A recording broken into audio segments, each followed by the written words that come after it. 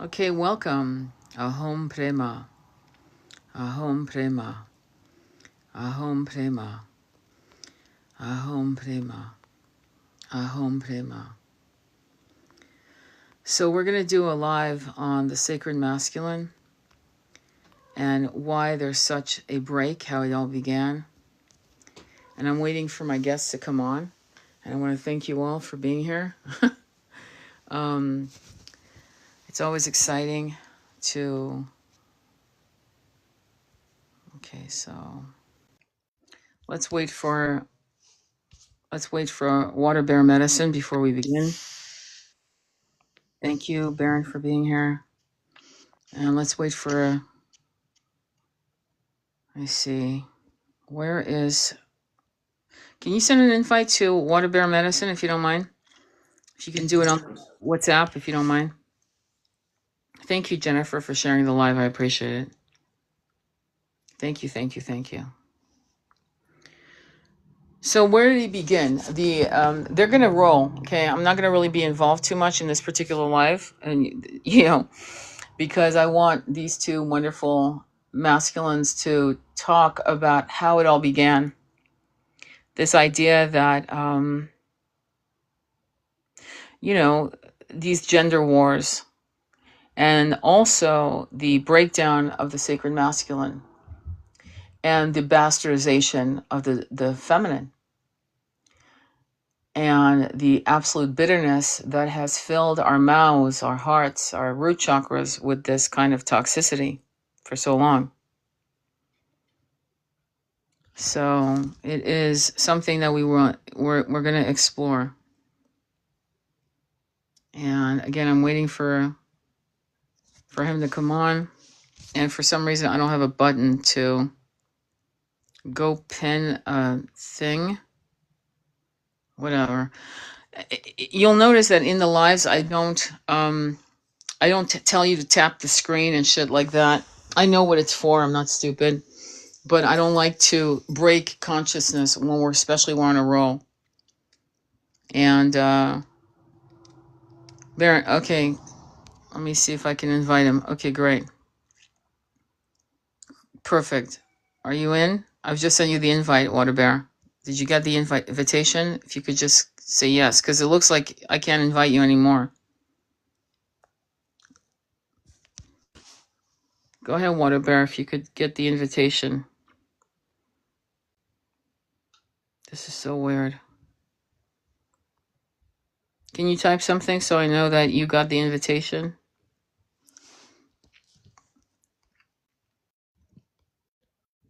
Hello? Baron, unmute yourself. I sent him WhatsApp. I also sent him TikTok. I sent him both. Oh, trying phone is slow. Oh, shit. The phone is slow. Okay.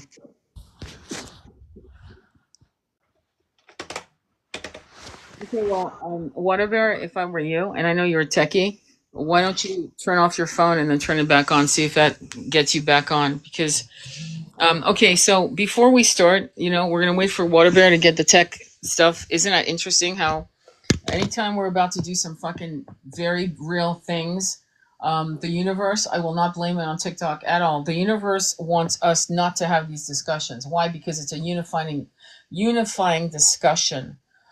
So, in lieu of what's going on, which is finding very interesting, we're going to go ahead and do a reading. I'm going to do a tarot reading. I hope you don't mind, Baron.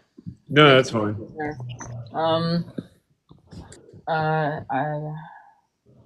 yeah, I'm going to go with Kali because we need some Kali energy because there's some fuckery going around, and it always is when we're about to hit truth. But damn, if I was in my bikini, no problem. There'd be no lag. If Water Bear was wearing a Speedo, no problem. It's interesting, the bullshit that the universe, and trust me, there are universal energetic beings who are definitely against the ascension. And the ascension is to break down the divine masculine and the divine feminine's bastardization of their divinity to keep us in the loosh, looping into incarnations upon incarnations into 3D. Some people do need to learn. It's kind of like repeating third grade again and again and again. And at some point, you've mastered third grade. Not to mention, at that point, now you're like 6'3", and it's like you're still there with other, third graders. It makes no sense, right? But I in a think he sense, joined. say it again. I think he joined. I think he joined.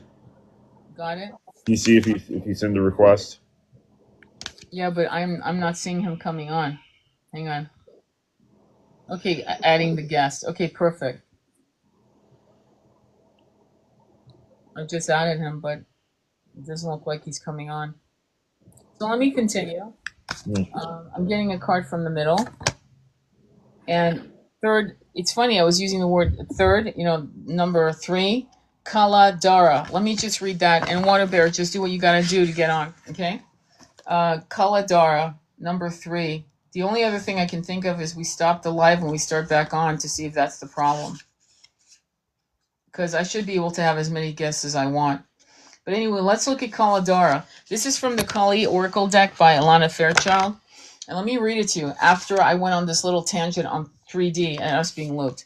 Kaladara, she is not bound by appearances, opinions, or material limitations. She is both the void and the infinite, creative potential that arises from it. Do not be afraid of uncertainty. If you feel you are without resources, take comfort now. Where there is lack, she restores abundance. She can bring forth exquisite blessings and glorious manifestation from the sacred expanse of nothingness. Your soul can rely upon her completely. Cast your fears away. Hers is the power of the universe combined with the generosity of grace.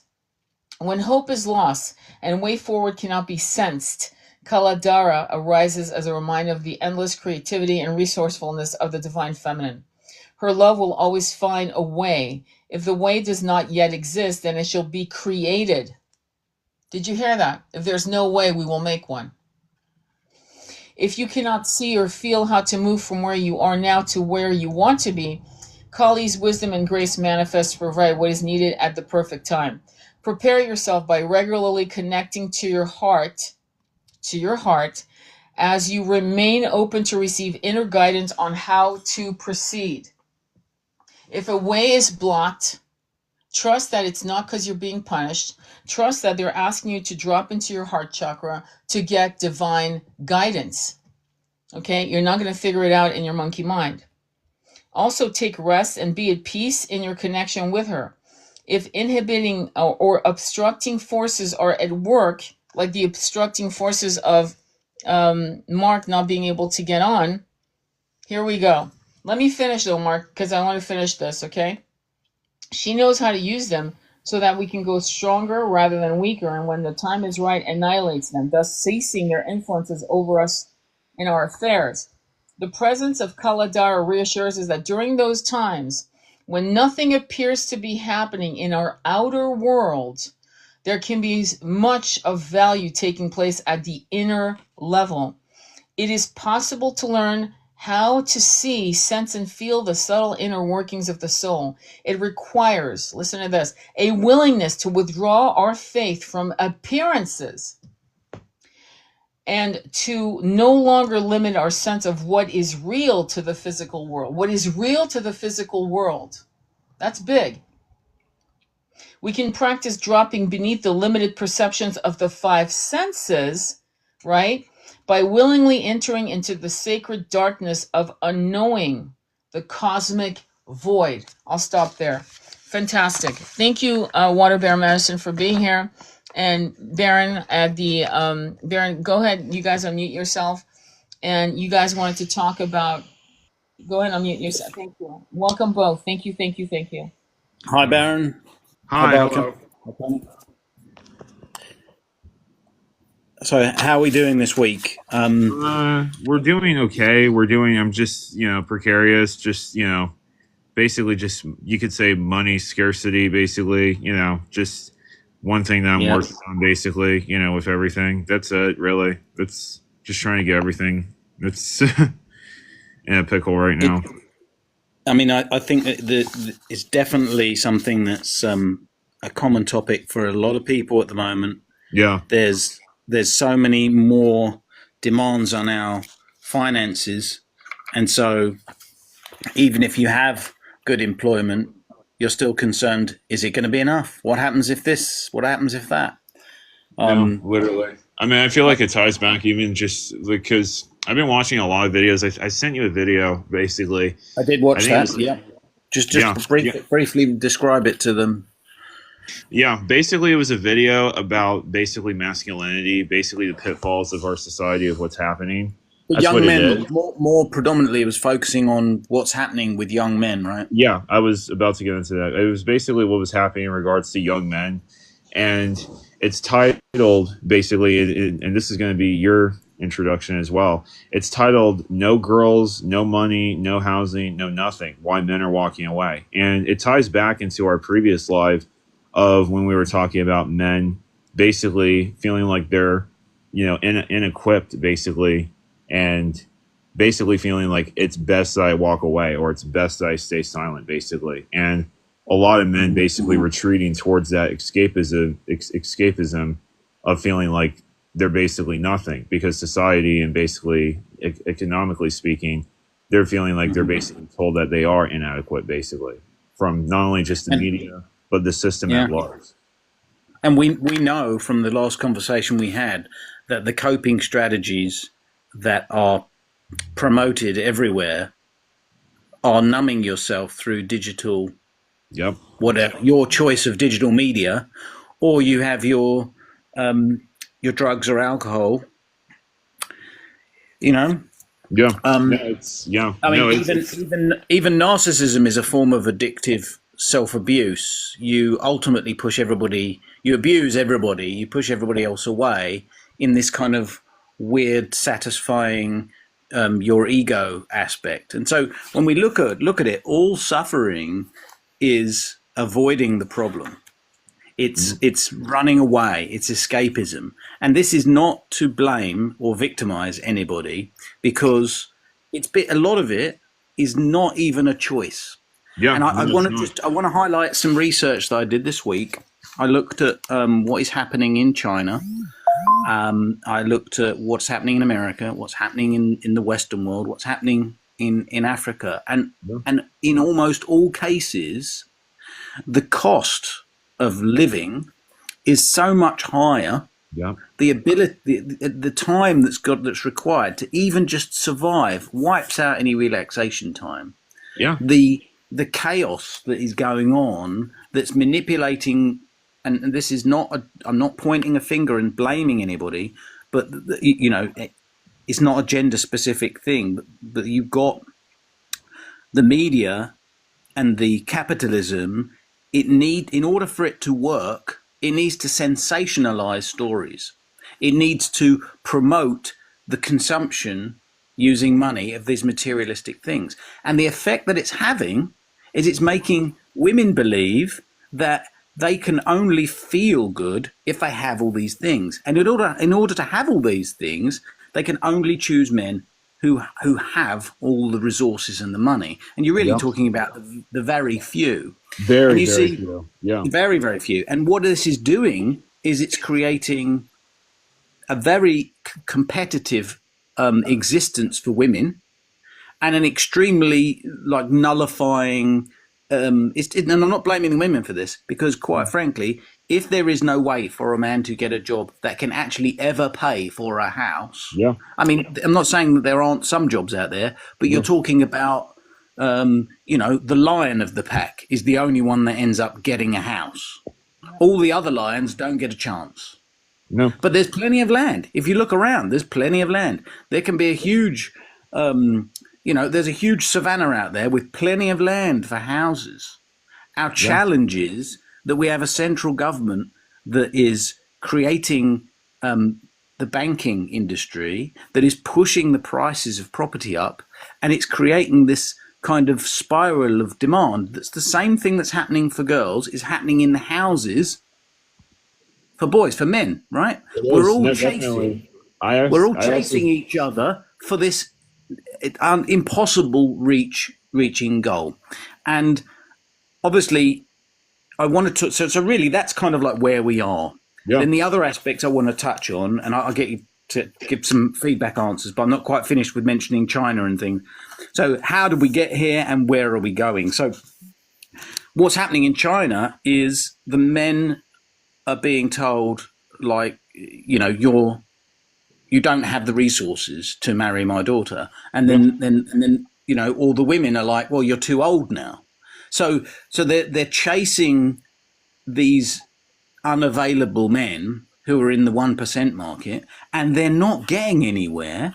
And then they get to a certain age where they decide, well, now I'll settle. And Yeah. because they're 30, 35, the culture of Chinese is, I will not marry a woman that is of that age. I will not be going and committing to a woman that may not be able to successfully birth a child. And I Yep. know that's not fair. And there's a lot. And I married a woman that was older than that, and we had a child. And so the point is, it isn't fair. But in any case, that's a cultural thing. But it's hugely exacerbating the issue. And I recently found out that, the side point, that there's a huge population disparity. So where everybody believed that there was 1,800,000,000 living in China, from multiple sources, they're now saying that it's less than a billion, more Way likely less. Yep. less than 800 million living there. Yep. And I mean, quite frankly, America's got what, 360 million? 334. Yeah. 334. And then in the UK, I think it's about 70 million, might be a bit more, a bit less, but we're so the UK and America has about half the population of China. Well, hold on a minute. We thought that it was like 5 times greater, Yep. but it isn't. And that's a stark difference, isn't it? And what does that do? Is it makes us realise that actually we don't have a population problem on this world. What we have is a scarcity mindset problem that's caused Really. by a banking industry that wants to make consistent profits from interest rates and debt payments and taxes. Obviously, all of those things are there to kind of feed that system. So how do we get here is kind of what I've flown into by accident, in a way. You Well, can see what's going on, right? So what did you want to say? I basically, well, yeah, no, definitely it's scarcity mindset, but at the same time, it's basically the incentive to basically make profit off of misery, and basically that incentive to make profit off of misery, which misery is a lower negative vibration. There it is, right there, basically. So that's what I'm saying. It's like a lot of times people are just saying like, "Oh, you're talking about the 3D things.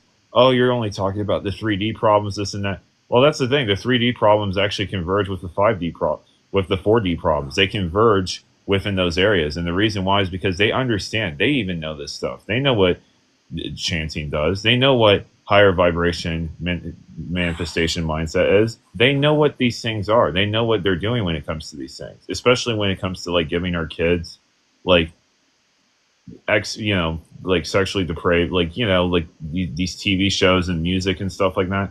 Why do you think these very people do not let their kids listen to these things that basically, warp their child's root chakra? Why do you think it's because they know what they're doing. They know what they're doing. They're never going to say it to the media. Of course not. No, I mean, there would be a revolution tomorrow morning, but that's the thing. They know what they're doing, basically. So it also goes back into the point of how did we basically get here? And I think that the thing that's important is that we can easily blame, but what we have to do is highlight it from a point of view of, if this is the real problem, then the solution is, how do we counteract that challenging problem? And I have to say that when I look at the controlling mechanisms that are out there, it's the centralized control of our food, our energy, and our money. Yep. So the price of the money, the interest rate of the money, the debts, the taxes and the debts that are available to us. And if we were to imagine a system that didn't have any of those controls in it, you might very well say a farm that produces its own food, that trades with another farm, and that you don't trade with money, you trade with goodwill, and goodwill cannot be taxed. Yeah. And so what you end up with is realizing that the only way is for us to and I think you're really going to like this, is to descend into or ascend into a kind of self-organizing society. There's a word for this. It's called anarchistic or Yeah. anarchy. Yeah. Or And voluntarism. Yeah. or Yep. voluntarism, yeah. So what we're talking about is no longer being controlled by the powers that are out there that are designed to shape our consciousness through media. Obviously, it used to be books and newspapers, and then radio, and then TV, and now it's digital things. And so, what we have to do is look at how do we organize into groups that have a shared value structure that will thrive living in communities. And when we do that, we then avoid a large portion of these control factors that Yeah. are outside of our free will, that we do not want to have projected on us anymore. We choose not to participate in that projection. Now, I realize it's quite a grandiose measure, but if you're in a situation where maybe you have to choose community or homelessness, you have to choose, what do we do when you can no longer thrive in your life? You're going to have to figure out some solutions to do that. Now, obviously, if you have a job that doesn't pay for your bills in your life, then you already know that doesn't work. You can maintain it for a certain period of time by working harder, but then what happens?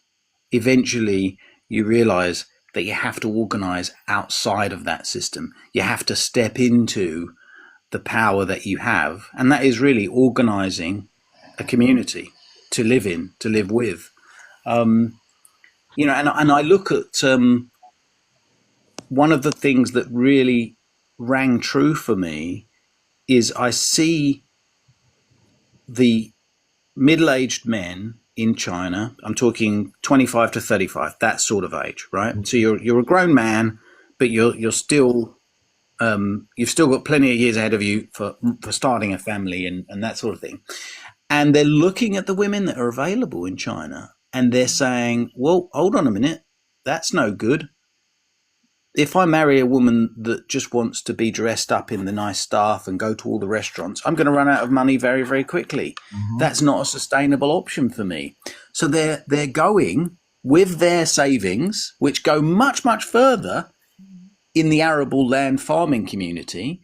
They're choosing to find a local girl who wants to be near her family, who wants to be supported by them and stay in that sort of community mindset. And obviously there are many that don't, and there's some horror stories in amongst that, no doubt. But my point is that when you find that, you end up with a winning formula for them. And there's so many reports saying, where have all the people gone? And they've just moved out of the major cities in China because they no longer support life. No, they don't. Can I interject something real quick? Because I just had Yeah. I have a client who's pretty wealthy, right? He's okay, and him and his friend is even wealthier. He's about to hit $1 billion, and they were in New York City, and they said, "My God, cities aren't fun anymore. This is fucking boring. There's no one here. The girls aren't even good looking anymore." We're talking New York City, where it was the capital of models, right? In the 70s and 80s, it wasn't a big thing to see the most gorgeous creature you'd ever seen walk right there on Fifth Avenue, or wherever, right? Or Times Square, or whatever, right? Now, Yeah. you're absolutely right. People have fled from the cities. They don't want to be part of those boxes anymore. And what's left behind are the poor working class who are living, and I'm not being funny when I say this, who are living in fucking closets. I kid you not, the size of a twin bed. I've seen it. I've seen it on TikTok, literally. Oh, let me show you my room. I'm paying only $600 a month. And it's literally big enough for the twin bed. I kid you not. Wow. The balls. The fact that they even allow that kind of bullshit happening with the landlords. But my point is, here you have two multimillionaires, right? And who are walking in New York City. We're talking about New York City. And he said, the food's still great, don't get me wrong. But what a bore. I was bored out of my fucking mind. That's extraordinary. So I just wanted to add that to your conversation. I hope I didn't throw you off. you validate the homework that I've done, and it's really not surprising that the more I look for examples to kind of go against that, I don't find them. And I think that I have to say that a lot of people moved out of London, Oh, and I'm not too far from London. A lot of people moved out of London into the suburb areas and the villages and the countryside around the London area because you've got more freedom. All You of have the a lot more lockdown freedom. stuff that went on has turned people off. Yeah. They don't want to be in the lockdown zones. They don't want to, or the restrictive zones or whatever you want to call it. right. No, it's Have you very noticed true. anything like that? Yeah, no, I've definitely noticed stuff like that. But I remember, like, when I was a kid and stuff, like, looking up, like, wanting to be a millionaire and stuff like that. Like, even when I was a kid, I was just like, oh, I would live in, like, Malibu. I'd live in these areas. And it's like now, after my spiritual ascension plus awakening, I'm like, Los Angeles is a very, very dark place. Like, do not let the beach, do not let the sun, do not let the lights, camera, glitz, and action deter you away from. It's a very dark portal. It's a very, Yeah. very. I'm like, wait a minute. Like, why would I stay here? Like, if I truly had the money, and I actually spoke to a very rich person at the previous place that I worked at, and he basically was dirt poor. I mean, self-made millionaire. Great job on him. Those are the kind of people I look up to. But it's just, I basically saw him, and he basically said to me, like, Baron, like, as soon as I got this wealth, I was like, why would I spend all this money? Like, literally, I came from all of this. I literally saw all the bullshit on the streets and everything. Why would I give this place money after it kicked me while I was down? And that's why so many people are leaving the cities. And the cities, dude, the cities don't produce anything. They literally don't produce anything. The cities are, I would have to say the cities are the main driving factor for why people are as divided as they are, but also at the same time, it's also the concrete jungles. Like, these places The used to be. I just the please, attractive history, I just yeah, let me the finish. attractive Like, history of it. Yeah. I need to finish. Like, basically, a lot of these, like, concrete jungles, it's very 3D. This stuff didn't exist when it was our ancestors, when we woke up and we saw the sun and we saw the beautiful hillsides. This stuff did not exist. That's why we feel dead when we go into that dead end corporate job. That's why we feel dead when we are driving in traffic, which takes, honestly, a drive that should take like 15 minutes really takes an hour to get to, basically. It's terrible. I'll let you interject now. Sorry. The purpose of these cities made sense when there was more money in each people's pockets. You could go into the city, you could have a meal, you could go to the theatre, and it wouldn't be. It might be like 10% of your expendable income. So the money that you'd have left after all your bills, you could have sort of 10 meals out throughout the month or something. Now, not everybody could do that, but like, let's say 30% of London could do that, which is like, a nice chunk of the working class, right? But now Yeah. it's not like that now it's not like that anymore. You really don't have that many people with expendable income. So what's killed the freedom of being able to enjoy the community of socializing in London is the inflation. And so I wonder whether that's the same thing that's gone on everywhere. I mean, ultimately, I don't know whether it had kind of like a restrictive lockdown effect all over the United States, but I know certainly in New York there was some restrictions, right? Oh God, they're Yeah, horrible. People were fucking. Yeah, New Like, York was it terrible. was. New York was Yeah. terrible. California was terrible. But here's the Tell question: them what about how effect? you almost. What if Tell so, them how you Baron? almost. Yeah, Yeah. Yeah, I what wanted to effect say did for that have? I wanted to say for my mother, like, tell them how you almost got arrested, literally, just for being on the beach. Oh That's yeah, it. yeah. No, it's boring. But it was Malibu. We lived in Malibu, and they had done a lockdown. The sign on the beach. This was on Zuma Beach, so we're talking far down Malibu. And they had a sign that you could actually get arrested for and thrown in jail for 6 months and $1,000 fine. What happened? I am going to describe it because I want to show the frenzy that happened on the heels of that. So one of the things we tried to do is go hiking in the mountains. No one was there in the mountains except us. A helicopter was hovering over us and kind of menacing us to go back in our cars, right? But the next thing is the day before I left to Ojai, California, I remember going to the beach and climbing the rocks into Pirates Cove, which people who live in Zuma Beach know exactly what I'm talking about. And I was just sitting there in a meditation, and a Coast Guard literally drove his boat up almost damn near to the shore with a bullhorn telling me to get the fuck off the beach, basically. And there was no one there, so it wasn't about COVID; it was about power. But when the beaches opened, okay, when COVID started, I'm going to say it was around May, or they did a basic softening of the rains, right? You should have seen the level of people that hit the beach. The Pacific Coast Highway was backed up for hours because people just wanted to blow off steam. They've been cooped up in their houses, and if anything, it created such a pandemonium, a chaos, that if anyone was truly infected, they would have infected, because we're talking about, it looked like ants on the beach. Not joking. It was a complete mass chaos. And the chaos was based on desperation and anger. There was a lot of anger. The energy on the beach was very angry, and trash strewn everywhere. My point to you is that this was Governor Newsom, once again, his debacle. While that was going on and he was shutting down restaurants and this and that, he was going to very expensive restaurants at $1,200 a plate. So the hypocrisy of what was going on, and again, the elitism, the entitlement, and the absolute barbaric cruelty of what it did, was, now today we look back and we're seeing how we got fucked over by the our government, our governors, and people were. But New York was a shit show. There was massive fear. I was talking with people in Brooklyn. I have friends that own houses or apartments in New York, and they were freaking the fuck out. And so this fear, this egregore that created, was so intense that, as you know, people were annihilating themselves. People were going through massive addiction. If they had conquered their addiction, they were going back to their addictions.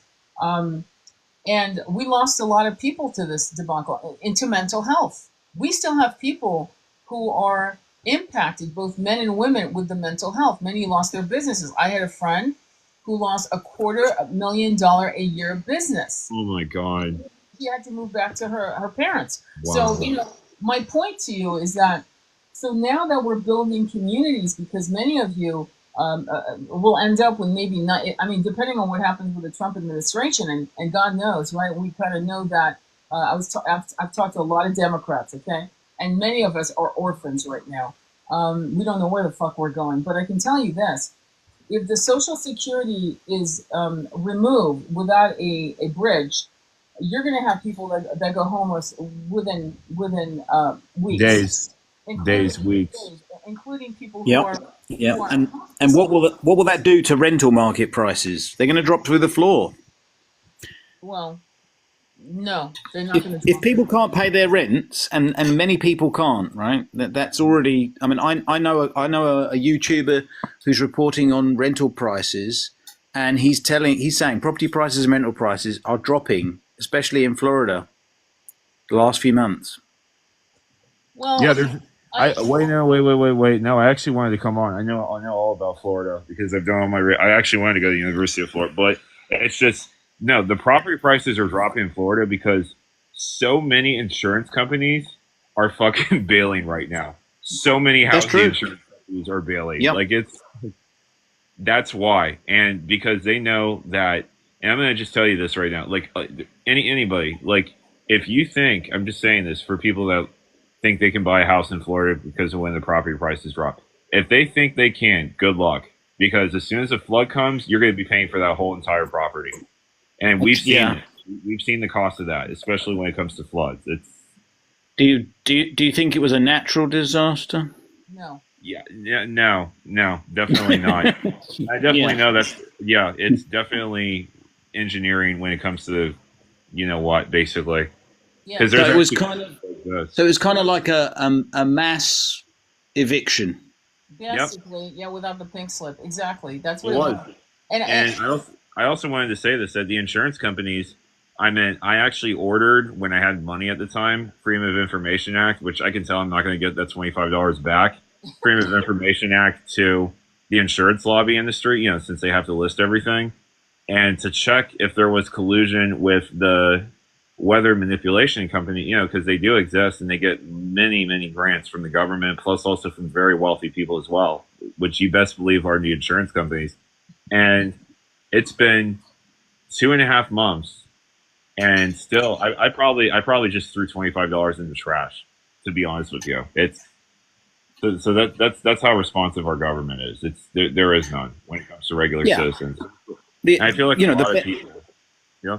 if there's any benefit of the house prices dropping in Florida, it's for the tourism market to basically come in and rent them in summertime, and in the short-term rental market, that they're going to be happy Yeah. to do that, aren't they? It's not their Yep. problem. That the people that own the properties, if they can't sell them, but they can still rent them out because they're in good enough condition, that's worth doing. Literally, I mean, they're buying up all the properties. All the properties. Did you even know this? But Who basically, is? we have foreign adversaries. You know the top one. I can't say it on here, but That's the okay. top That's one. fine. I don't need Yeah, to know. I already know. yeah, know. It starts out with yeah, yeah. Then yeah, there's a yeah. red So they, swap thrown in there. yeah, no. So basically, they own ISPAS. ISPAS is in the tri-state area, so they basically own that. They own parts of the bridges and parts of the roads that we drive on now. So they're slowly, like I said, it's the slow privatization of our natural infrastructure, like the national parks, which has been happening. I mean, I've been seeing places. You won't even believe this. I've been seeing 88. Who needs 85,000 acres? Like, who needs that amount of land? I mean, who like? It's so crazy. I mean, it's just insane. A guy runs a software company called Billy G. I can't give you his full name. Right, Yeah, no, exactly. right.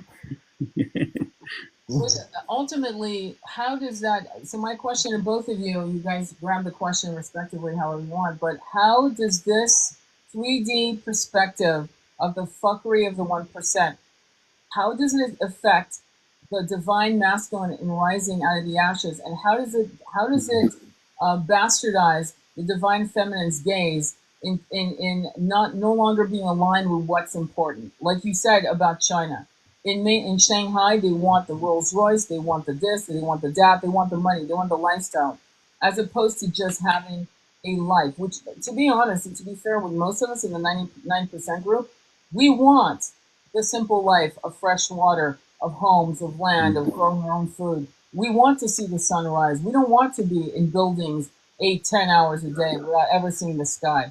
So how does that?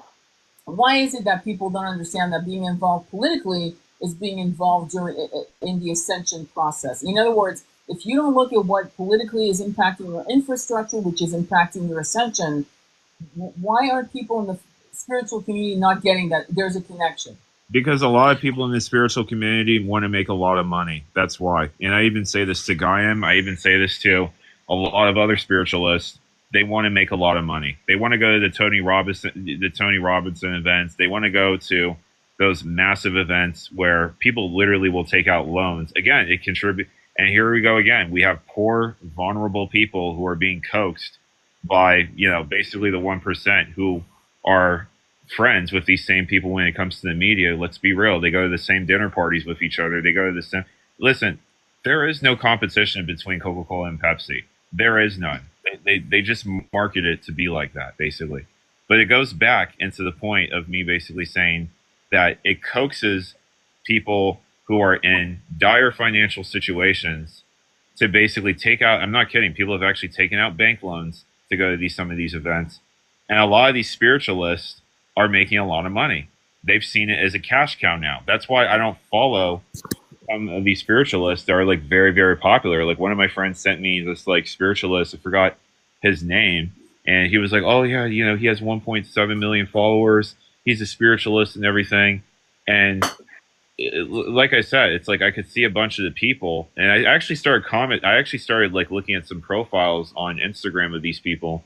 Some of these people are so freaking poor. Some of these people are living in their cars, like seriously, and they're so manipulated by because and it's not their fault. I mean, they're being manipulated by people who are experienced narcissists who Yeah. are part of the New Age movement, but they're Mm. being basically lied into there.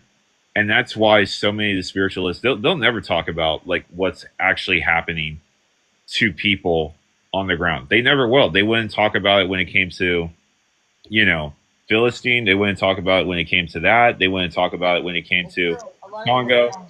That's right. Yeah, to Philistine. They wouldn't talk about it when it came to Congo. Like Yeah. the amount of silent voices from a lot of these supposed spiritualists. And I'm not kidding. I remember 3 years ago seeing these spiritualists that were barely anything, no, basically nobodies. They were probably serving at a freaking Taco Bell somewhere in Culver City somewhere, basically.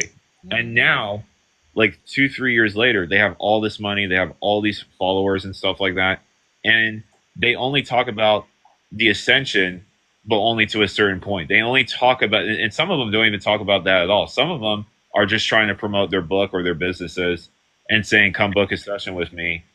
And and you got to be very careful with those kind of people. Like I've seen, there was this Yes. one spiritual person. There was this one spiritual person that I was looking at, and I'm like, and she was supposedly for like just again lying to men, basically, like just, oh, men can do this to be better, men can do that to be better. Like again, attractive white lady, she looks like a milf, so I could see some men basically going towards that. But I looked this woman up and her reviews, and she literally is a 2-star on freaking Google.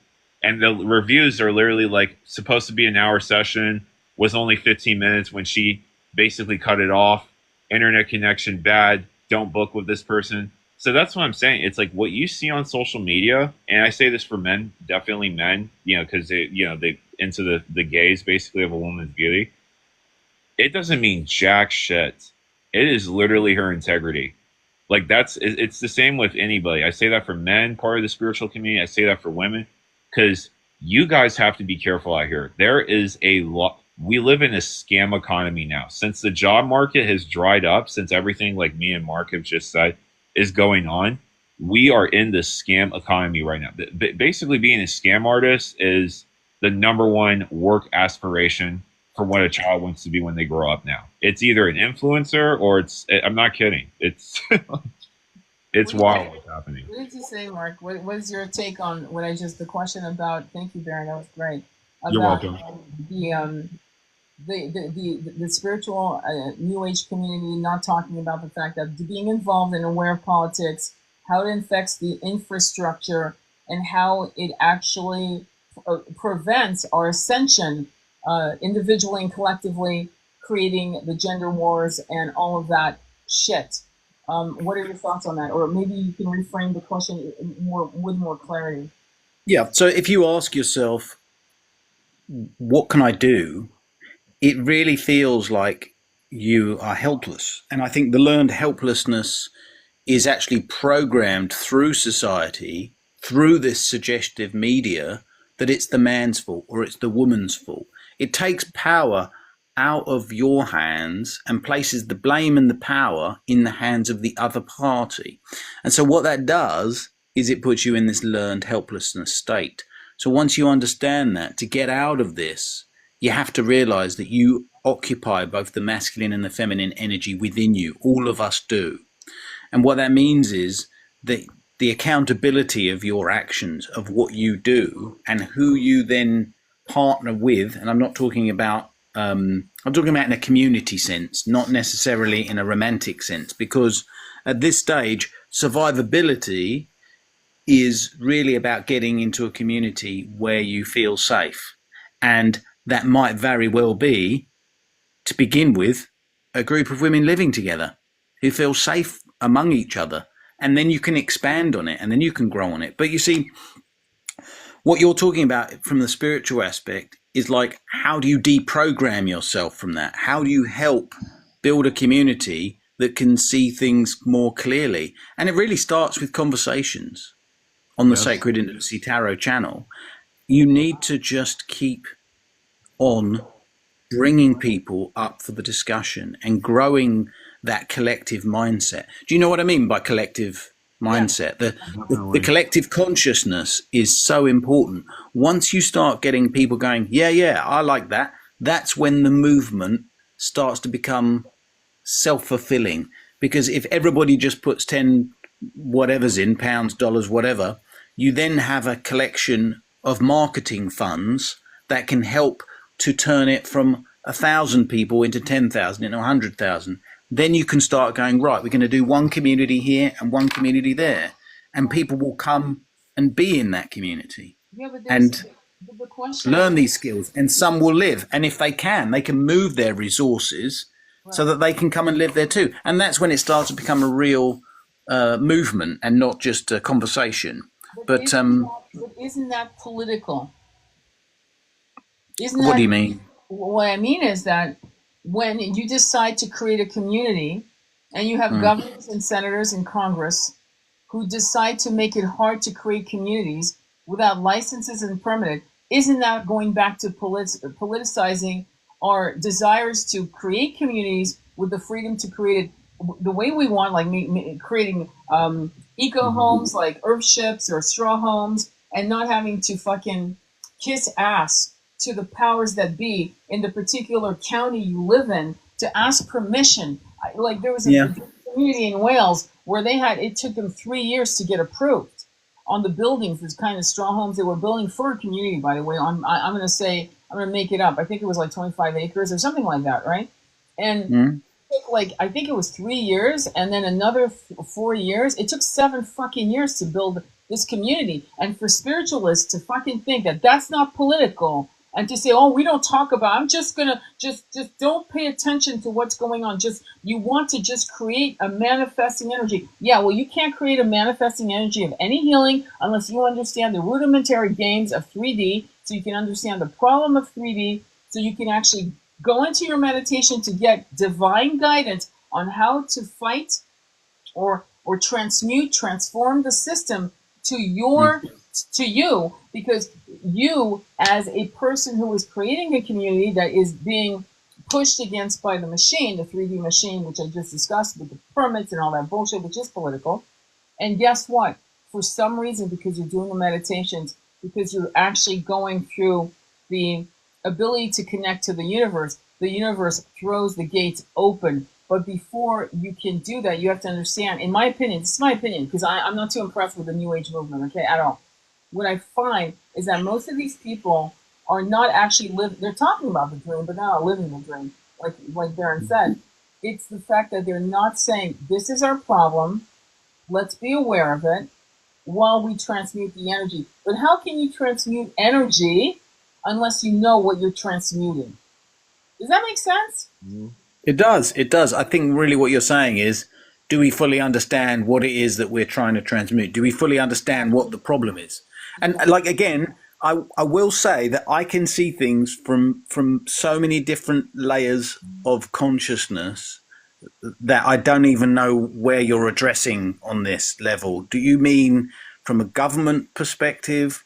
Because Yes. everything in life is political because Exactly. we have to pay property taxes, we have to pay taxes, we have to pay like taxes when we buy and sell property, and like they want us to pay individual Well, fees even if yes. we don't use electricity or gas or water. If we have that ability in our property, we have to pay fees just to have that facility in our property.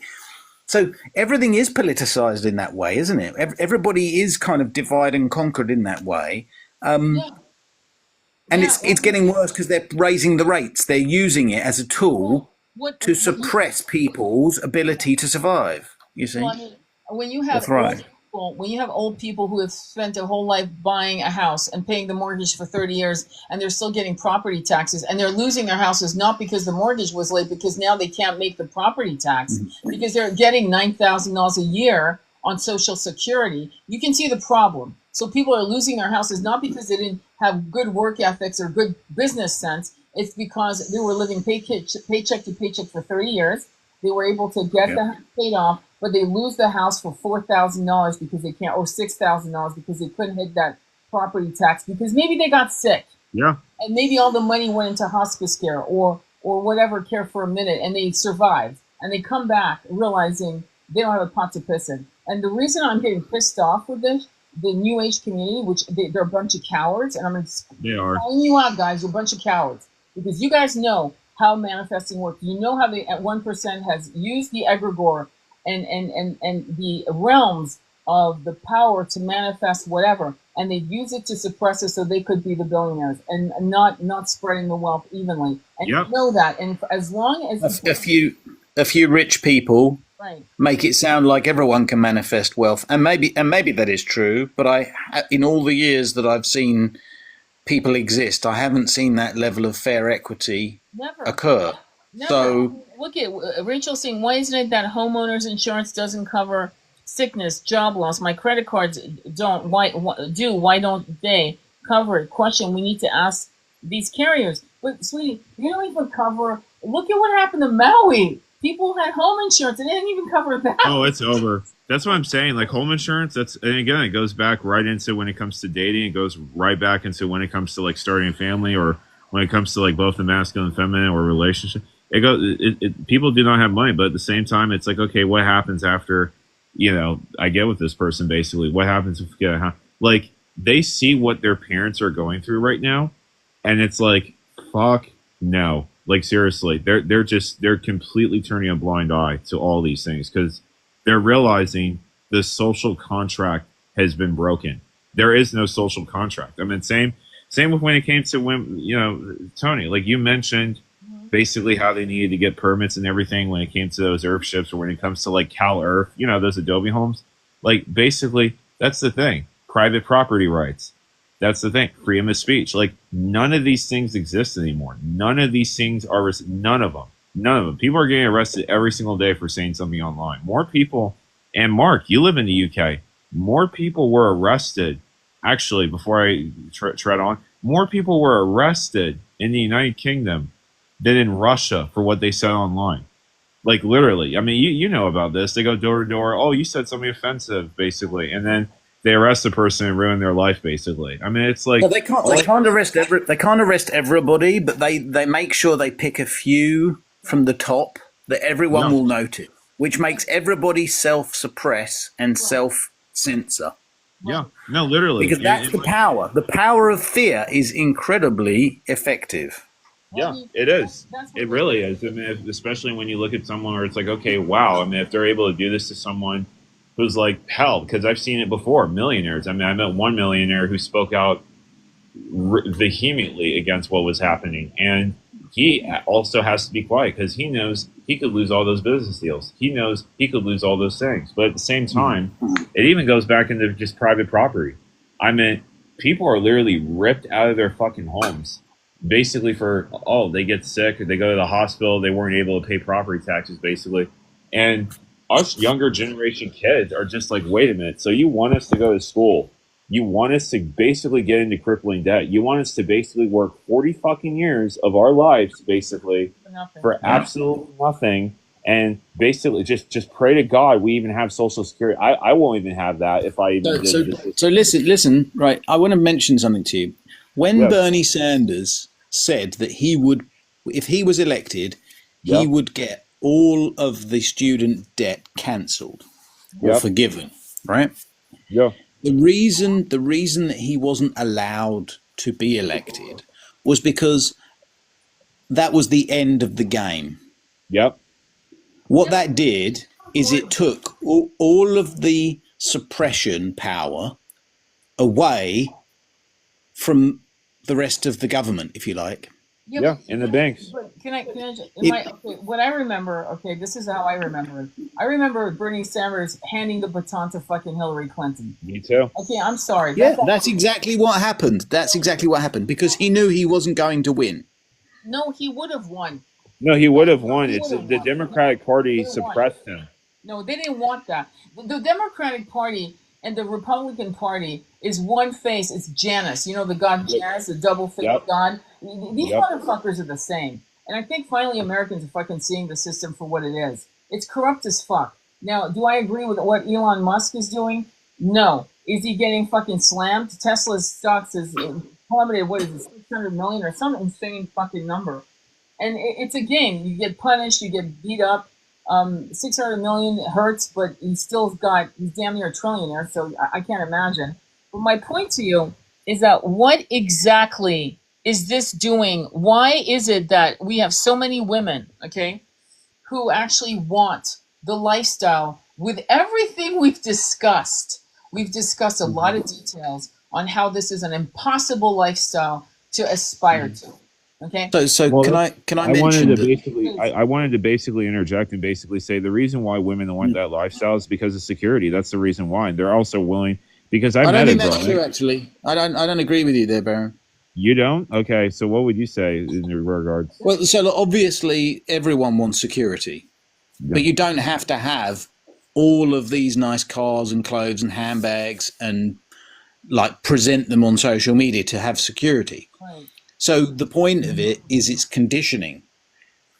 If you watch these different shows on Netflix and YouTube and stuff, is it the Kardashians, right? Oh yeah. So women chase, and I'm sorry about this, Tony, but women chase status. Yeah. They want the bad boy. They want the man that can deal with the trouble. Yeah. And so if you have a man that's got wealth, you make the assumption that he's got it together, that he can handle shit, that he's going to get it done, and he's going to make sure your kids survive and have the tools to be able to do the same thing when they're older, if they're a man, or if they're older when they're a woman, they're going to then know how to attract that sort of man. They're going to know how to live with that sort of man. So, although it isn't always very pleasant living with a narcissistic billionaire, it can be a very good strategy for making sure your offspring survive. Yeah, it's a compromise. But it's all manipulated through media, all the TV shows, and they're programming women to go after that. Unfortunately, there's not enough to go around, so it creates a lot of suffering for those women who vainly, unfairly, they chase the impossible. It doesn't happen for them. Thank you, Baron, for liking the live. You're so sweet. I'm gonna just say that being a boomer, I saw what they were doing in the '80s with Dynasty and Dallas and there you go. Bingo. Famous and Wall Street. Greed is good. That was a tagline that went on for a long time. We were called in the '80s the selfish generation, and to be honest with you, we have examples of billionaires that are fucking putts. They're a bunch of, they're worse than, they're Zeta males, and Bill Gates being one, and Mark Zuckerberg being, I wouldn't F them if you put a pew pew to my head. Okay, that's number one. So in terms of just evolutionary primal desires for a masculine that's going to take care of you, those two men are the last people I would trust if there was an apocalypse. I mean, there's no way in fuck I'd be safe. No fucking way. They'd be the first out the door. Fuck the kids. Forget it. They're the cowards of our society. So I think women who are also, I'm just going to say, who are on the PILL, and this is being proven scientifically, it's fucking up their hormones. It's making them pick shit that they would never pick in their natural wild state of evolution as a divine wild feminine, Shakti energy, because the minute she's off the PILL, suddenly she looks at her husband going, who the fuck are you? Right? Realizing she married a beta male. So we have a lot. The problem is this. We got a couple problems. We have way too many fucking beta males. Way, way too many. And we have... Define that for people so that they know what beta male means. I'm going to tell you what I define it as, because I don't agree with how people define lots of things, including alpha. It's a man who, look, Bill Gates and Mark Zuckerberg are cowardly, in my opinion. There's nothing wrong with being a geek. There are a lot of amazing men who are geeks, meaning they love technology and then they understand the process of that. They are weak. They are boys. They never grew up into their manhood. They're in an emotional state of being 12. They want a mommy. They are afraid of power in a feminine energy. They're afraid of power and resent the power in the masculine energy, by the way. They resent power in its, no matter what gender it comes through. they have their minds are based on avarice, on grabbing, owning. They want the false illusion of comfort, just like some of these women that are toxic. This false illusion of comfort, and they are like, if you were looking at a pack of dogs, they're the ones that throw their belly up to to the sky, to the alpha dog, to give the perception that they are going to submit, but they are backstabbers. They will look like they submit in front of your face, and they'll smile and shake your hand and stab you in the back as soon as they can, because you are now a threat to their power. If anyone has never read The Prince by Machiavelli, it's a good breakdown of dangerous beta males. And beta males are more likely to whine about women, and they're the ones that think women. They're the red pillars, and basically there's a lobotomy of powerful root chakra centeredness and groundedness. I mean, I don't know. I mean, I hope this makes sense. Does that make sense? Or feel free to disagree, because I'm not here to, I definitely don't want you to agree if that doesn't sound. Well, I mean, if I can kind of like define what you said in a shorter sentence, it sounds like you're talking about people that are acting out of fear, out of their insecurity, blaming others, and ultimately not acting in an accountable way where they accept that the actions they've taken have consequences, and it's their responsibility to change, to improve what they do. I mean, really, for me, the definition of masculinity is owning your shit. You do what you have to do in your power as a man. You don't allow, your actions to go without accountability. You have to accept that what you're doing has a consequence. And really, to me, if you want to lead, you need to lead by example. And there's too many people out there that lead by blame and don't lead by example. Do you know what I mean? They point fingers and blame others, and that's not really the way to do it. I think you have to say, this is what we're going to do, and that's what we did, and they had that result, and you see how well that turned out. Well, now we're going to do it this way, and this is what's going to happen. That's literally how it was when I joined Red Pill, though, when I was 14 years of age. I mean, when I joined it when I was 14, back in 2014, way before Andrew Tate, way before all this stuff, that's literally what it was, though. It literally was a sense of accountability. It was life improvement. That's literally what it was. I was like, would you say, Baron, that it's been hijacked? Bro, it's been completely hijacked. Like, completely. Yeah. You even have red pillars, like prominent, like supposed red pillars from like 2016, 2017, 2018. Yeah. They don't even. Before we get sidetracked with the red pilling community, can I just highlight something really important for all of us to understand? Sure, is that labels are being twisted and manipulated, and it's confusing people. And so one of the things, whenever you talk, always try to define the label you're talking about so that people have a very clear understanding of what it is that's going on. Because if anybody's got, I would call it like an emotional bias that may have been created by the media. So they hear the word Democrat, or they hear the word Trump, or they hear the word red pill, and it has some sort of emotional response that's not based in logic, because there's all these premeditated assumptions that have been programmed into people's brains. So please go ahead and say what you said. You were talking about. Okay. No. That's true. That's very true. It's called confirmation bias. That's what it is. But yeah.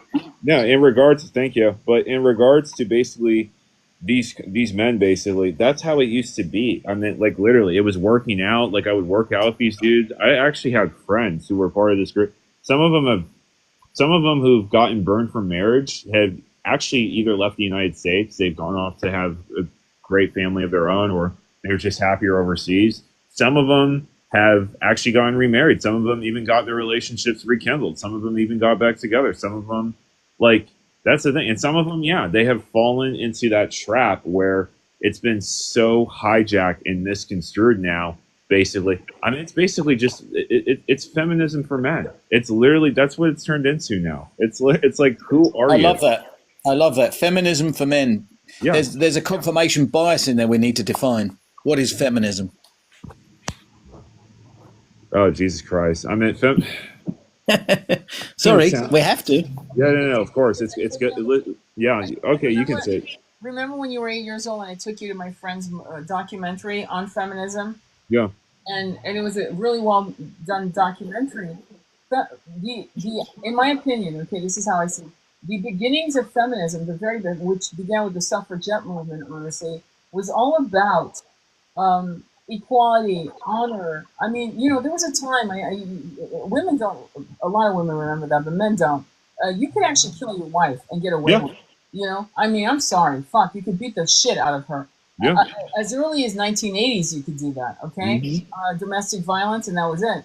Okay, so that movement of feminism was that my body, my choice. But what's happening right now with the discussing red pillars is your body, my choice. It's reversed. Yeah. So feminism, when it's clean, isn't biased against the masculine. It's saying, I'm afraid of these beta males. I'm sorry, straight up, I'm calling them beta males, okay? Yeah, they are. Beta males, I'm sure some of you beta males are going to get triggered, but you're probably an alpha male and you don't fucking know the term, okay? I'm just going to say straight up, okay? But we discussed it with the wolf pack and that doctor, I forgot his name, but anyway, he straightened up the alpha male tag correctly. So if you're calling yourself a beta male, you may want to check that information. But okay, going to beta males, zeta males. These are men who are dangerous. They're dangerous. Okay, period.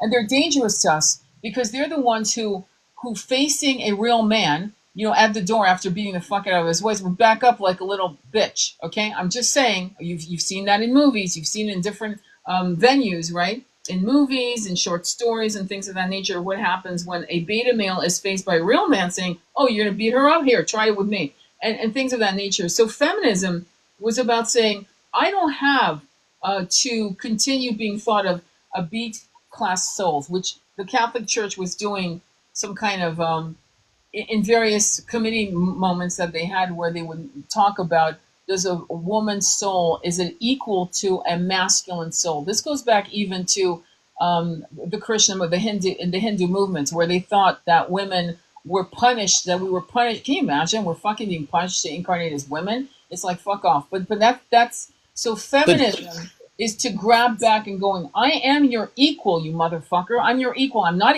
Eve. I'm Lilith. I'm your Lilith to your Adam. I am equal to you. I am as powerful as you. I rely on you for your muscular, for your strength, your physical strength. I most likely can't beat you up, but maybe I can. But we're not here to beat each other up. You're here to protect me so that I create quick, a beautiful. quick question for you.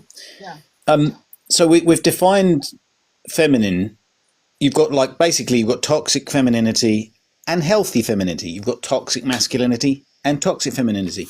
And it's obvious that the more power one has over another because of their resources or their ability to control others, that can allow that corruption and that toxicity to take place. But it makes me think that it's a marvel of modern society, because when both parents in a family had to equally put their effort in to maintain the house, to look after the things, it was a team effort. There was no time for this toxic masculinity and this using Instagram to keep up with the Joneses.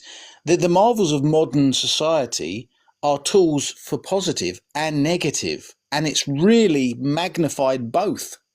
And I think we're in a period now where we're really seeing the worst come out of humanity, the government and the members of parliament and government. They're just really, you get to see a lot of the toxicity and hopefully a lot of the potential good as well.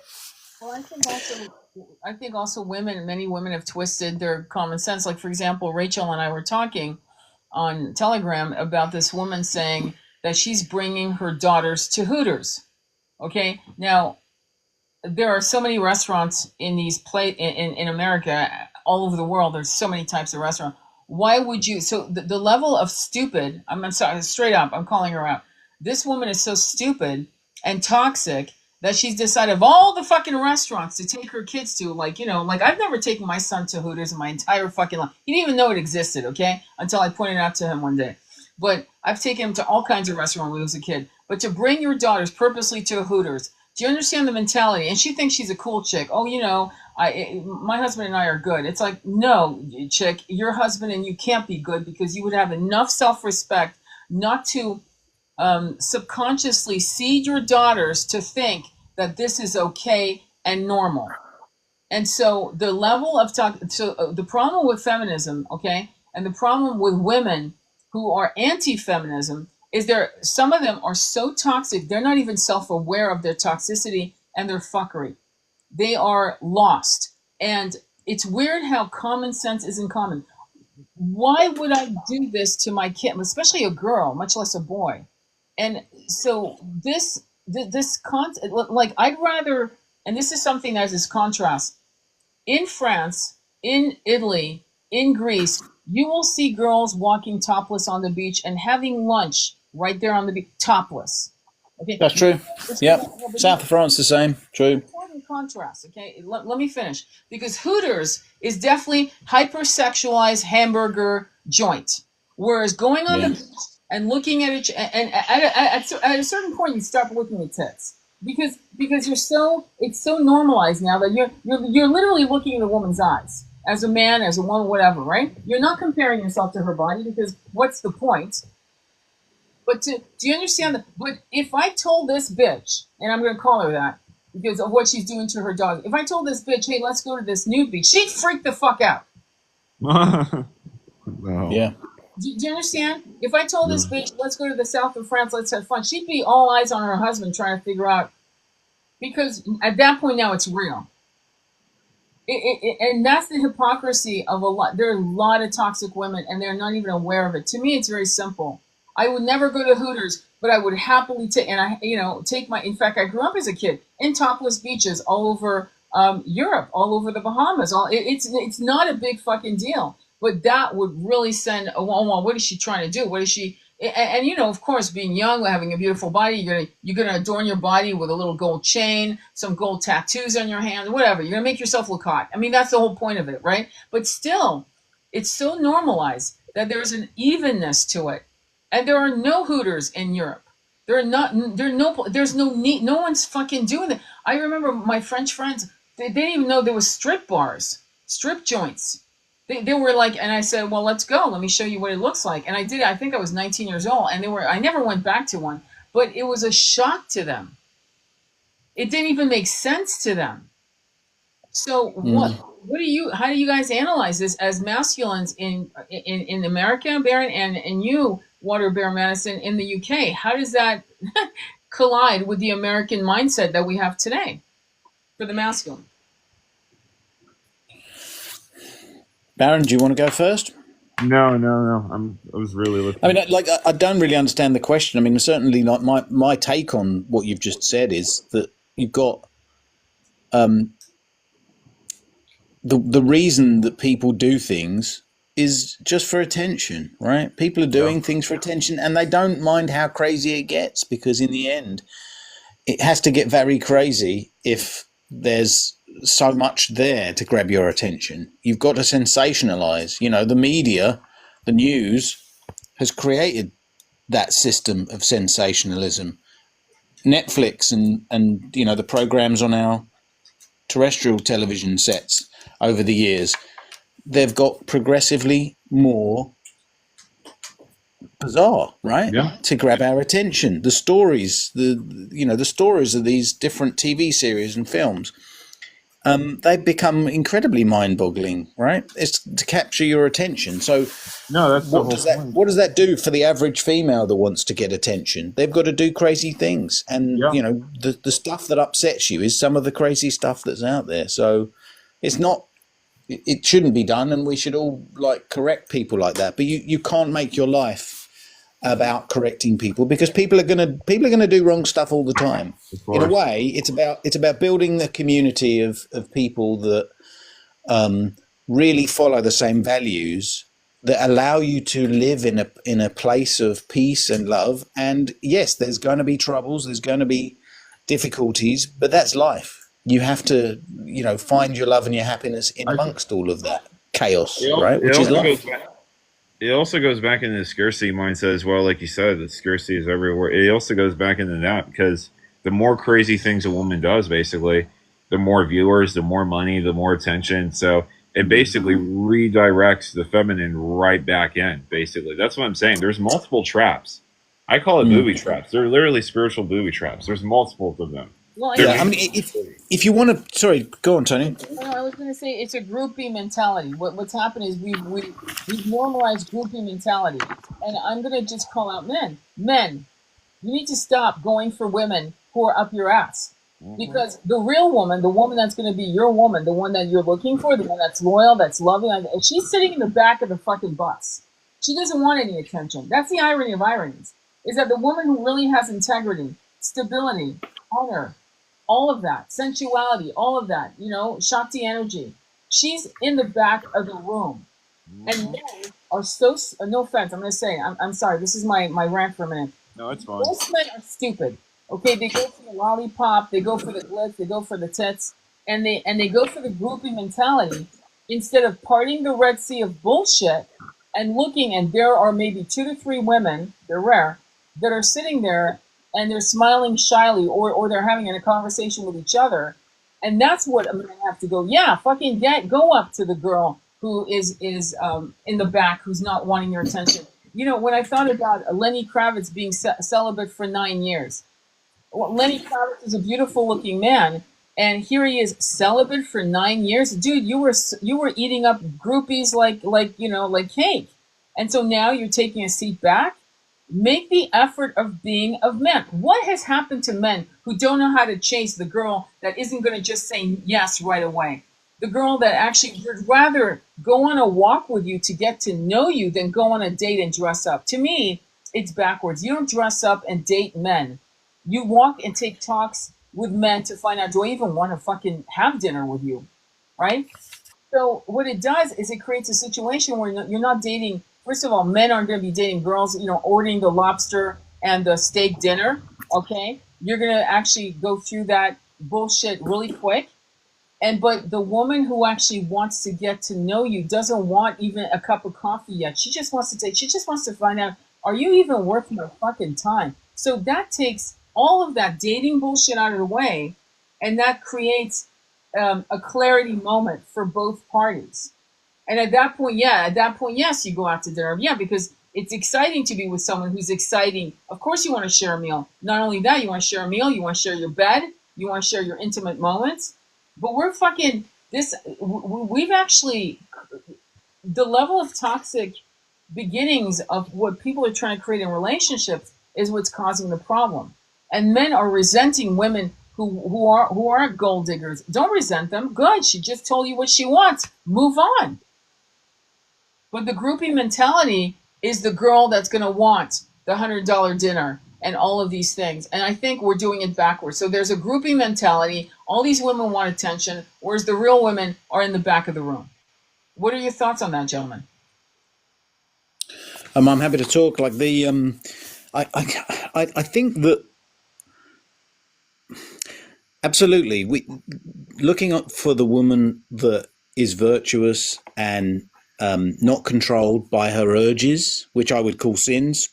I mean, ultimately, if you have envy or pride, your vanity, jealousy, all of these things drive people to do some of the craziest things and destroy relationships. So you're looking for someone that, even if they have a past, in their recent, present, future, recent past and their present time, they're demonstrating that they've grown, that they're capable of, holding back on their desires, and understanding that if you follow, a virtuous way of life, that leads to the biggest rewards that last the longest.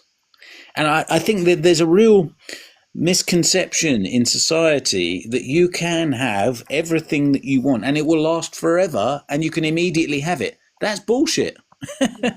That's the bollocks. That's the lie. If you look after yourself and your virtues, you will attract people that will match those virtues and morals. And what will that do for you is it will allow you to stay together for a long period of time and be in the most harmonious, passionate, and enjoyable relationship. There is always going to be risk in life. And if you don't take a risk, you don't get a reward. But if you take stupid risks, you get stupid prizes, right? Right. Well, here's a question from Red Mama Yeti. I've seen videos of passport bros making U.S. women crazy.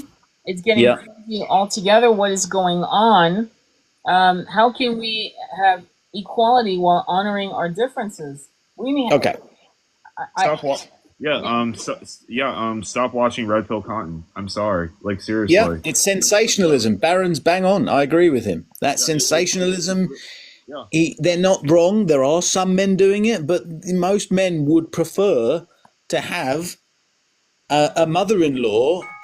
Sorry, that prefer to have a mother-in-law that lives nearby that can look after their kids Yeah. That, but that they also have together. but that's also the thing. I'm sorry. I'm just gonna say this. Whenever a man goes to Thailand, he's always guilty. I'm sorry. There's no he always is. It's like why did you go? And I said it to one of my the guys I used to look up to when I was a lot younger, 8 years ago. He talked about Mm. going to Thailand, this and that. I was like, I haven't seen your girlfriend around. So what happened in Thailand? And he blocked me. So it's like, no, they're guilty. I'm sorry. Like, stop watching these people. Stop watching these men. Stop watching these women. It's basically brain rot sensationalism, basically. And like I said, they get money. That's the whole point. They don't care. I mean, so many of these people, they'll be like, "Oh, men can't show their feelings and this and that and everything." Meanwhile, these dudes, as soon as they turn off the camera, they go and have another bottle of fucking vodka out of the fridge. It's like, I'm sorry. It's no. Stop watching these people. Stop watching these people. Yeah, and the more you watch and like those videos, the more they're going to get popular. So definitely stop watching the toxic red pill content because it is Yeah. not true masculinity. It is not helping re-educate those females. It's making the females feel victimized and like there's no way they can win, and then they just stay in their toxic bubble of OnlyFans or whatever it is the hell they're doing. Shall we move on to the next one? How can we have equality while honouring our differences? Yeah. I have things to say. Okay, say it. So, the word equality is a weaponized word. It means we can have the same, but actually that's not true. You don't want to go and shovel the shit. You don't want to empty the rubbish. Women would very much like to prepare the meal, not all the time, but they'd rather prepare the meal than empty the rubbish and deal with the dog poo in the garden. They would rather do that. Yeah. And the point I'm making is decide what it is that you want and find someone who's happy to be with you doing that. There's always going to be some compromises. The challenge is when you say honoring differences here, if somebody doesn't accept that you're different and you talk about it with them, then it's a move on situation. If you're in a relationship with somebody and you're trying to grow a better relationship, then it's about doing it slowly and not in one go. It's about having those conversations in amongst the loving, enjoyable moments so that you can grow together. If you've allowed it to get to a situation where a lot of negative experiences are making you feel like you've got to exit that relationship, then you've let it get too far. One of the things I heard the other day, really important, is that you need to be able to have the conversations when you're in the good states. If we have a challenge, I really want to know you're going to stick around and get through therapy, or know that we're not going to have money in a recession and we won't be able to do all the lovely things that we want to do. But it's temporary. And how can we survive that and last together? Because it's going to happen. It's predictably happened every sort of 8 to 12, 15 years. We've had one of those negative periods and we're kind of going through one now, aren't we? So you need to have that ability to communicate and share and grow and have that connection and intimacy and understanding with your partner, because then nothing can destroy you from the No, outside. It's a choice you no. make on the inside. I agree with that. My husband, she continues, my husband likes the passport videos. It's been hard to get him off. Okay. Yeah, I'm sorry to say this, but I've seen this with like some men who are like part of the toxic pill movement, or you could say the passport bro movement. It's hard. I'm sorry to say this. He's probably consciously or subconsciously thinking about replacement. I'm sorry. Like there's no way. There's no way that a man. I'm sorry. Who's married, who basically has been with a person, like yourself for that amount of time in previous time, is now watching these videos and all this and that. I'm sorry. Men think subconsciously. People think subconsciously. I mean, we do. We are going to think subconsciously until it becomes consciously. And then, holy crap, we don't even know what we're doing. We just did the supposed sin that Mark basically said previously. Either when it comes to cheating, when it comes to sexual depravity. And you need to give your husband an ultimatum. I'm sorry. Like, this is dumb. I mean, I've seen men that are like 40, 50 years of age acting like kids. Are you kidding me? Like, I'm sorry, and this is continue, and this is coming from a 25-year-old. So if a 25-year-old, and this is what's happening with the new masculine coming up, like people your age, my love, when a man that age has more sense than a man that's double that age, we got a fucking problem, ladies. We got a problem because that's exactly you're spot on. Continue. What else do you want to say about him looking at passport? I basically want to say this is that basically you need to start asking your husband these harsh questions, and basically not let him run away basically from when it gets tense. But at the same time, it's what's happening. You need to come towards that ultimatum. I'm going to just tell you this right now. Men are extremely lateral thinkers. I myself am a lateral thinker. That's the thing. We don't just go off and feel it. You need to tell us right straight up and this and that and everything. Hell, yell at us and swear at us. Then we'll get the picture. This is how men function. You need to tell him stringently with that ultimatum, basically, because this is dumb. It's stupid. The fact that, and I've seen it. I've seen some of these men who are like 40, 50, hell, even 60 years of age. And it's just like acting like complete children, like in their 20s again. And then just pumping it on like it's some big frat fiasco where it can basically be, congratulated. It's like, no, you need to give him an ultimatum. Because that's the thing. If he keeps watching those videos and everything like that, I'm sorry, he's part of it. He's part of it. And I would even, I'm going to be honest with you, I would even ask him, have you purchased any of these courses? Because I'm not kidding. I know how these men are. I know how a lot of these men are. And I've been kicked off of some of these passport borough live streams. Because I literally said to the public, listen to me, you are literally sponsoring a male gigolo. You are sponsoring a male prostitute to go overseas and to basically go get boxed. That's what I said. While you're still in the country of America, bad shitting on women and American women, basically, it's no, it's bad. It does seem like fuel the gender wars. Of course it does. Of course it does. Of course it's going to fuel the gender wars. Yeah, who are gold diggers, eaters of men. Yeah, no, you're smart to ignore it, but at the same time, like that's the thing. This kind of propaganda is very, very. Listen to me.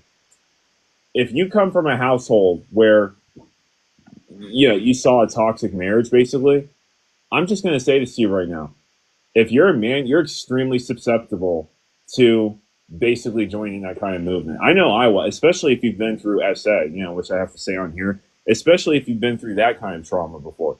You're extremely vulnerable to that. That's the thing. I was a feminist. Because I remember, and I'm going to tell my mother that I was a feminist all the way until I was 14 years of age. Because then I started hearing, oh yeah, it's your fault if you're a man that this happened to you. It's your fault that you're a man that this happened to you.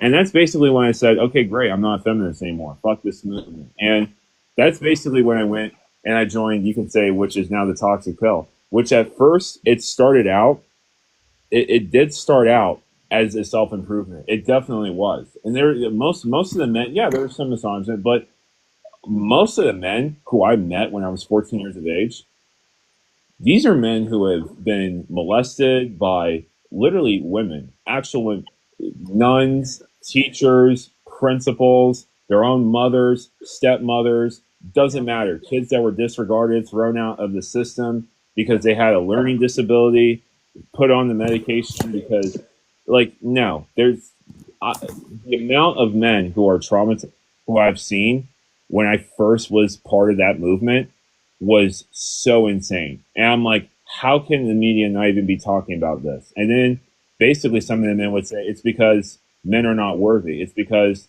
nobody cares about men. It's because, women do not love men. They don't truly at the end of it. And I started really understanding as I got older, basically, the kind of movement that I joined and stuff like that.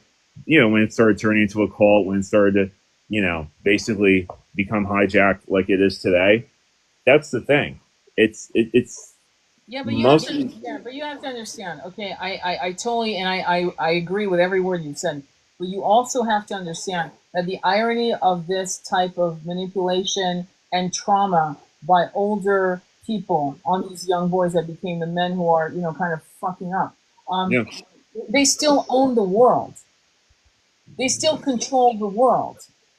They still wage war. And this is why the feminine, and I'm speaking as a feminine here, is backing away, going, hold up. I understand you went through that, but we went through that shit too. But you still own the reins. You own this planet we far more don't. than we do. And that's why We women get pissed I, off. I know you do, but I'm actually going to interject. We don't. It's the 1%. It's the top 1%, man. I mean, if you really take all the men within society, most men. I'm just going to say this: most men in society are completely invisible. They are. I mean, until you get to a certain bracket, because women. And I know you're not going to like this. Plus, also Marks previously stated this. Women love status. They do. They do love masculine plus male status symbols. They do, and it's just that's the thing. When women always go back to like, oh, because men have owned the world and this and that. Yes, it's true, but which man has basically ran countries and basically ran So, empires? Basically, it's not. It's definitely Darren, not the bottom 95%. It's definitely not that. Let me ask you a question. Right? Yeah. Have you heard? You know about the seven deadly sins and the seven virtues, right? That I haven't. Please, I would like Okay. to. Okay. Well, I'm not going to go into them all now. We will cover it in depth next time. But because Okay. we're coming to the end of this session in a few minutes anyway. But my Okay. point is that ultimately, like pride and envy, sloth, greed, Oh, that yeah. all of these things are they're temptations to not do what is best for you. Now, Yeah. you might think pride and envy and jealousy and things like this are leading you to go and get those things that other people have so you can keep up with the Joneses, and that's what's best for you. But actually, it's not. You see, the thing that they're teaching you in faith based, religious based books, and I follow Buddhism, Christianity, and many faiths. I understand Hinduism and Sikhism and things. But what I'm trying to get at is that they all do share very much similar virtues. And when, if you want to have a woman that's not going to be based in these desires, the sinful virtues, the sins, then the key that's going to really make a difference is that they need to want to be led by a man who follows a faith or virtues at the very least, wants to lead them in a life with God. Doesn't have to be by any faith in particular, but wants to be connected in that way. He's principled. Yes. It Yeah, is but principled. I And think I'm gonna, if you don't mind, I go feel ahead. I want to hear what you have to say, Tony. Yeah. Yep. I think I'm sorry, but I think there's certain religions that are so fucking toxic to the feminine that I will say what I'm looking for all of you beautiful high priestesses is a man who maybe have a foundation in Buddhism, Muslims, Judaism, Catholicism, Protestant, whatever. We've done the list, and but who breaks away from that with a more inclusive and universal heart-based understanding that there's so much more that has been untapped, and with that sense of respect and awe, walks beside his divine feminine with massive generosity of heart and non-judgment in helping her become the best version of herself, as she helps him become the best version. These religions, I'm sorry, they give you the basic premise, but every single religion, I'm sorry, okay, have No, been you're fine. absolutely a fist around a woman's throat. And the reason why I've been a man in many incarnations and have come back as a feminine with this kind of energy, right, is to right the wrongs of what I did as a masculine in past lives, to be fair.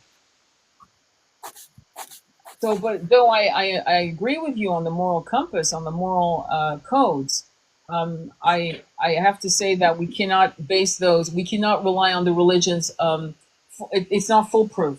There's too much toxicity in these religions. And I'm sorry if I've offended anyone. No, But no, you're fine. And let me bring you into the world that is my world. And I understand that we have surpassed the attachment to any specific religion or faith.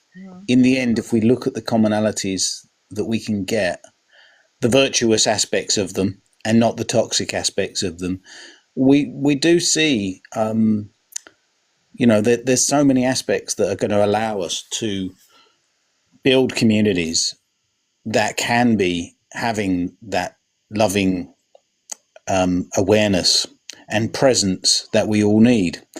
I mean, it's very important that we don't throw the baby out with the bathwater, as far as, like, we must have some accountability for. And what is it? What Jesus said? I love the sinner, I don't love the sin. yeah. And really, what that's saying is, like, if at all possible, let's not kill people. That's not what we want to do.